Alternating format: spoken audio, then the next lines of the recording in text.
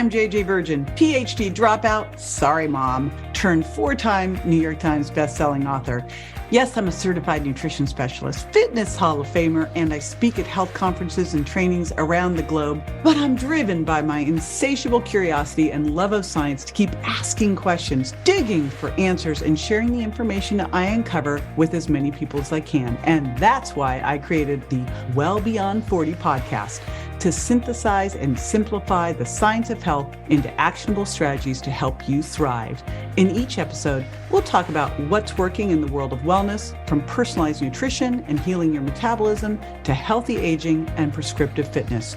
Join me on the journey to better health so you can love how you look and feel right now and have the energy to play full out at 100.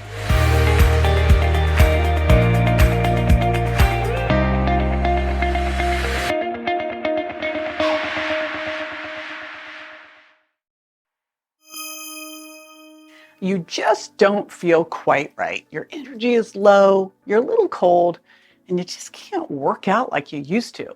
Your doctor says your labs look fine, but your symptoms say otherwise. Now, just because your thyroid lab tests come back in the normal range doesn't mean everything's working smoothly. And you know it because you can feel it. I could too. I remember the changes that came on practically overnight. I went from always running hot, being a little sweaty, to feeling cold all the time. My LDL cholesterol, which was always ideal, shot up. I got constipated. Honestly, that was the worst. And my weight started going up. Okay, that was bad too. And I started losing hair, outer third of my eyebrows, and even in my hair, in my head. So I had my labs done, and my TSH, my thyroid stimulating hormone, was 2.4. Now, the normal lab range was 0.4 to 4.5, but thankfully I was working with an integrative doc who didn't just manage by lab values. He also had me check thyroid antibodies and free T3 and T4. We're going to talk about what labs you need in a bit. But first, let's go over the warning signs of hypothyroidism. Now, some you may know about, but there are a few surprises out there for you to watch out for. And the first one, like this is the obvious, is this unexplained weight gain. When the thyroid gland is not functioning properly, your metabolism can slow down, and that leads to weight gain. This is really one of the first key signs of hypothyroidism. Now, other piece here is when the thyroid gland is not producing enough hormones, other hormones in the body can also go out of balance, which further contributes to weight gain. Among them is cortisol.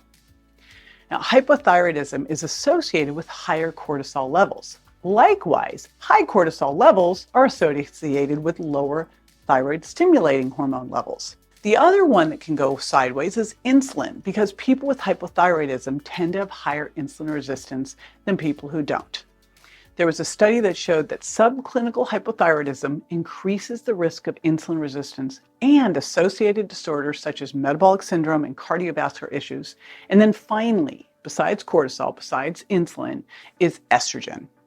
Estrogen levels are significantly lower in women with low thyroid. There was a study that showed low estradiol and low testosterone levels in hypothyroid women. Next sign is just that feeling tired and sluggish. So when the thyroid gland doesn't produce enough thyroid hormones, your metabolism can slow down, and that lowers your energy levels and increases those feelings of tiredness, of fatigue. Hypothyroidism can also cause low levels of iron in the blood, leading to anemia, which can contribute to feelings of fatigue and weakness too. Now, I had this, which then led to my hair falling out. In fact, I had to do iron shots for a year to get my iron back up to optimal levels, and I could actually start to tell where my iron was purely by the state of my hair. Hormonal imbalances caused by hypothyroidism can also disrupt the normal functioning of other hormones like insulin and estrogen and cortisol, and this can lead to symptoms such as depression and decreased motivation, and can further leave you feeling sluggish and tired. I know everything's back to, I'm tired. Next one, and I still remember this, I had a client, this was years ago, who just like overnight became depressed. She became depressed, no reason for it, and her hair started falling out. And I've been working with her on some of her diet and lifestyle stuff, and her doctor at the time wanted to put her on Prozac. And I'm like, okay, wait a minute, like depressed out of the blue, hair starting to fall out. I sent her over to my integrative doc Dr. Alan Christensen, and sure enough, it was a thyroid issue causing depression, not a Prozac deficiency. Go figure. Research shows that people with thyroid disorders are more prone to develop depressive symptoms and depression. So why is that? Well, here's what happens. The hypothyroidism impacts serotonin, which obviously is going to influence your mood. And then you have these imbalances in this neurotransmitter, and that's linked to, of course, mood changes, carb cravings, digestive issues, sleep issues, and more. Low thyroid hormones lead to decreased serotonin levels and an increased turnover of serotonin in your body, which means you have low serotonin levels, and then what you do actually have is quickly eliminated. So serotonin helps the release of TSH from the pituitary. If you have low serotonin, you have this whole vicious cycle where you have less TSH from the pituitary, which reduces thyroid hormone levels, which then reduces serotonin levels. And then the deficiencies or breakdowns in serotonin pathways impact thyroid health too. They stall the conversion of T4 into the active T3. They slow down the brain's communication with the thyroid.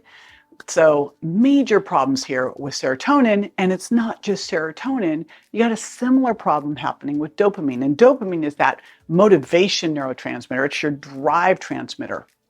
So there's a two-way street between dopamine and thyroid hormone. Dopamine stimulates the brain to release TSH and impacts both the production of T3 in the thyroid gland and the conversion of T4 to T3 in the brain itself. Now, that conversion to T3 is mission critical. It allows thyroid hormones to get into brain cells and keep them active so you are mentally alert and have a keen memory. Thyroid hormones stimulate the production of dopamine in both the brain and the kidneys because the kidneys synthesize neurotransmitters to be used by the body.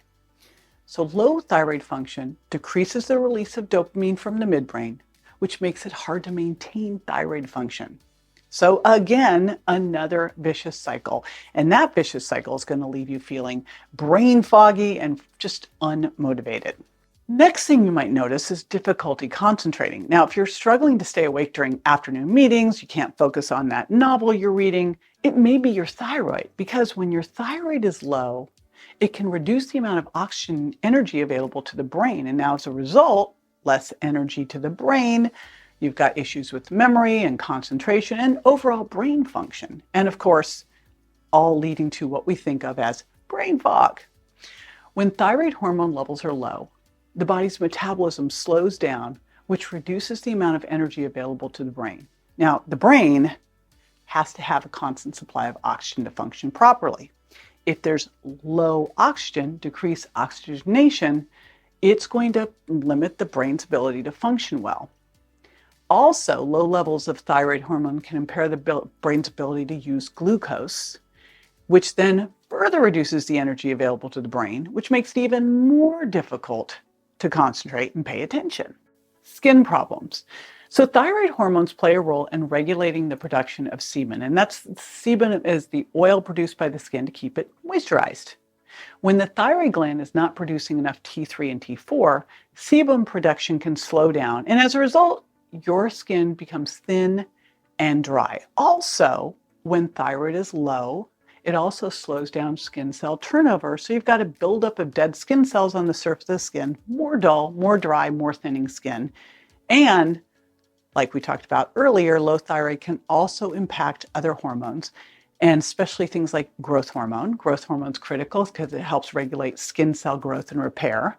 And if you have low levels of growth hormone, then you'll also have dry, scaly skin. Now, I talked earlier about estrogen and how low thyroid can lead to low estrogen. Well, estrogen is super important for skin hydration. So if your estrogen is low, your skin will get dry too. And there's one other piece, and this is one I started to notice too, is one of the things you see in hypothyroidism is this yellow tinge to the skin.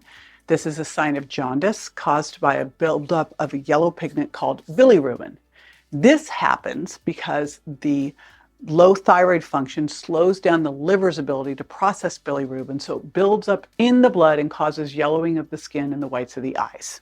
Brittle and weak nails. Now, I know how frustrating breaking a nail can be, and I'm not talking chipping your nail polish. I'm talking about when your nails like split right down the middle or along the side. You cannot have strong, healthy nails without having good thyroid function. If the thyroid gland isn't producing enough hormones, you're not going to be making enough keratin. And keratin is that protein that you need for healthy hair and healthy nails. And if you don't have it, you're going to have those brittle, weak nails.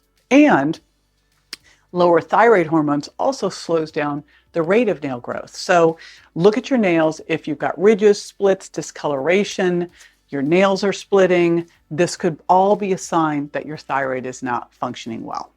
This increased sensitivity to cold. Now, we all get chilly sometimes, but if all of a sudden you're in the room and everybody else is like in their tank tops and you're like sitting there with a big sweatshirt and a hoodie on, you got to start wondering if your thyroid may be not functioning quite up to snuff. Because if your thyroid gland's not producing enough hormones, your body's overall metabolism and energy production obviously nosedive, and it makes it just impossible to keep normal internal body temperature up, right? Remember, your thyroid is a chief regulator of metabolism. So when it slows down, so does your metabolism. And a slow metabolism makes it harder for your body to warm up. So you feel cold even in warm environments where you would normally have felt fine. And low levels of thyroid hormones can also reduce the production of body heat. So if you're feeling cold inside when everybody else confirms that, no, it's just great out, check your thyroid. Okay, constipation. Apparently, this is the most common gut complaint with hyperthyroidism. Okay, so why does this happen? Thyroid hormones play a role in regulating the digestive system's metabolism and overall function. And when you're not making enough thyroid hormones, your digestion slows down. A slow digestive system can lead to decreased contractions of the muscles in the gut. That is going to make it more difficult for the stool to move through the digestive tract, which then results in constipation. And heart health. Heart health is the leading cause of death among women. You may not know that. You might think it's breast cancer. Nope, it's heart health. 50% or more of women, this is what is going to be the thing that takes them. Now, if you've got high or low blood pressure, if you've got unhealthy cholesterol levels, I know this is when I noticed that my LDL shot up.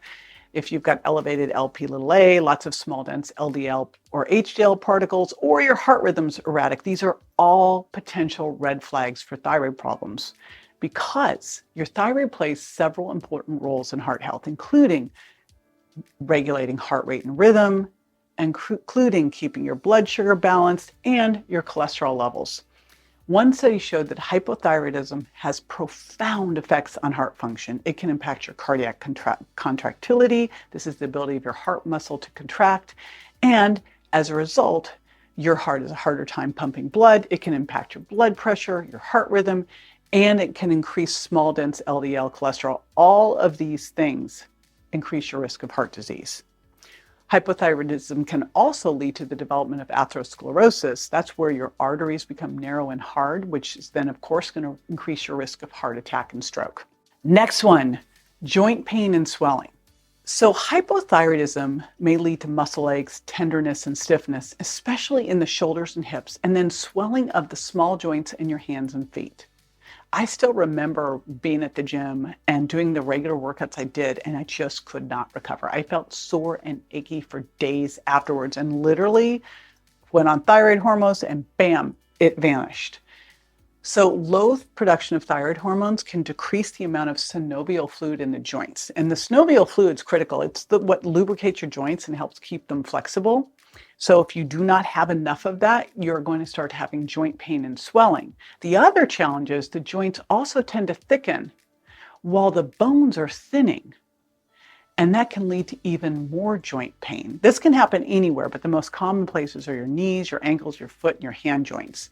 And it turns out that joint pain is one of the most common complaints with hypothyroidism, but a lot of people don't associate it. They don't realize that this is one of the issues. So the big question for you going through all of those is how many of these are you struggling with? And I'll tell you, if you answer yes to even one of these, you're going to want to test, but you are going to really want to go beyond the traditional lab tests. Here's what you're going to want to have tested, and also where the ideal ranges should be. So first of all, obvious is thyroid stimulating hormone, TSH. The TSH test is going to measure the amount of TSH in the blood, which is produced by the pituitary gland to stimulate the thyroid gland to produce hormones. According to my buddy, Dr. Isabella Wentz, the thyroid pharmacist, Most people are going to feel best somewhere between 0.5 and 2. Now, I personally find that 0.5 to 1.5 seems to be a sweet spot. And remember, the ranges are like 0.4 to 4.5. They're ridiculous. Disregard those. But remember, TSH is only one piece of the puzzle. This only reflects the overall level of thyroid hormones. It does not reflect the levels of the active hormones T3 and T4. Turns out your TSH levels can be normal even when levels of T3 and T4 are low, which those alone can also indicate hypothyroidism. Also, TSH alone can't detect thyroid hormone resistance, which happens when cells are unable to allow thyroid hormone inside because their receptor sites are malfunctioning. So you got to go beyond just testing TSH, and you want to get a complete thyroid panel, which is going to include free T4. Free T4 is measuring the amount of free or unbound T4 hormone in the blood, which is the active form of the hormone that regulates metabolism, and a total T4 test, which measures the amount of total T4 in the blood, including both bound and unbound forms of the hormone. Next, you want to get a free T3 test, which measures the amount of free unbound T3 hormone in the blood, which is the active form of the hormone that regulates metabolism, and also a total T3 test, which is measuring the amount of total T3 hormone in the blood, including both bound and unbound forms of the hormone. Then you will do reverse T3. This is a non-active form of T3. That's going to help you identify that thyroid resistance I just talked about.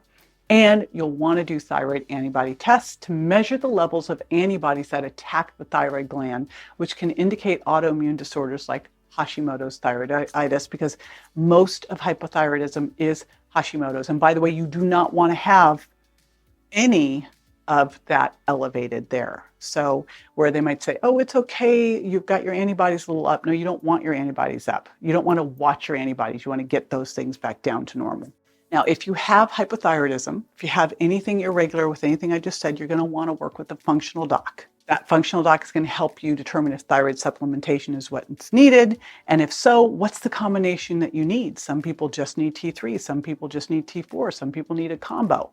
But remember, that's a piece of the puzzle because there's also several key diet and lifestyle strategies that can make a big impact, because the goal is always use as little medication as possible.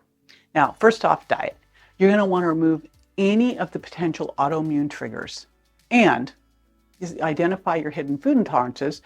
So use my Virgin Diet, right? That's either Virgin Diet or Breakthrough Food Intolerance online program. That is going to help you with this. And ideally, you're going to be pulling dairy, gluten, and soy out on an ongoing basis. Virgin Diet Plan's going to help you incorporate more fiber, more anti-inflammatory gut healing in as well, because those are super critical. Now, there's also a variety of supplements that can help your thyroid function better: selenium, B vitamins, zinc, vitamin A, and omega-3 fatty acids.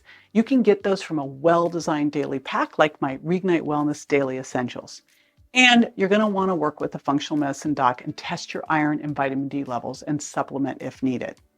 Now, beyond diet and supplements, you're going to want to address stress, because you cannot fix your thyroid issues if you have chronic stress, because chronic stress is going to really get in there and inhibit that conversion from T4 to active T3. So if these warning signs of hypothyroidism resonate with you, go and get the test from your doctor so you can accurately assess where you are.